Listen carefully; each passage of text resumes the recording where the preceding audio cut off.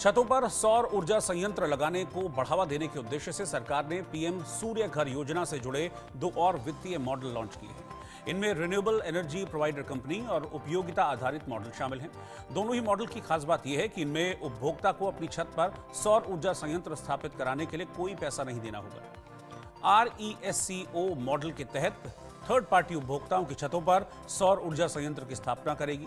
इसके तहत third party कंपनियां सौर ऊर्जा संयंत्र से बनाई गई बिजली के लिए उपभोक्ताओं से भुगतान प्राप्त करेंगी। इस योजना के तहत घरों की छतों पर सौर ऊर्जा परियोजनाएं लगाई जाएंगी। उपभोक्ताओं को केवल सौर ऊर्जा संयंत्र से प्राप्त बिजली के इस्तेमाल के लिए भुगतान करना होगा। निवेश में किसी भी तरह का जोखिम न हो, इसके लिए केंद्र सरकार ने 100 करोड़ रुपए की व्यवस्था की है। इस योजना का लक्ष्य मार्च 2027 तक 1 करोड़ घरों को सौर ऊर्जा की आपूर्ति करना है।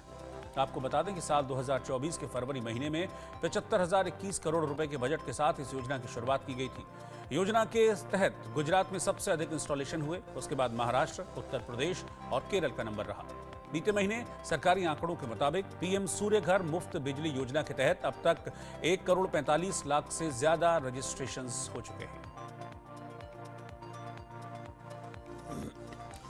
तो आपको बता दें कि सौर ऊर्जा को बढ़ावा देने के लिहाज से केंद्र सरकार की ओर से इस योजना की शुरुआत की जा रही है। इसके तहत ये कोशिश की जा रही है, ये प्रोत्साहन दिया जा रहा है कि जो लोग हैं वो अपने घरों की छतों पर सौर ऊर्जा का संयंत्र स्थापित करें।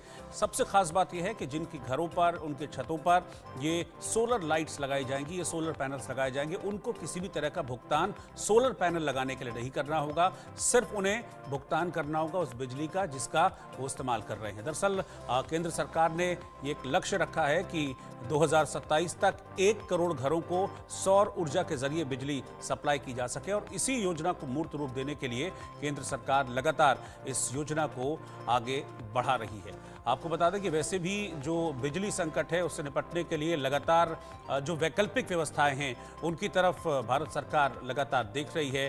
फिर चाहे वो गाड़ियों के वैकल्पिक फ्यूल की बात हो या फिर बिजली के विकल्प की बात हो, और इसीलिए सौर ऊर्जा को बढ़ावा देने के लिए लगातार कोशिशें की जा रही हैं। वैसे भी हम देखें कि देश के अलग अलग राज्यों में अलग अलग तरीके से सौर ऊर्जा संयंत्र लगाने पर सब्सिडी दी जाती है।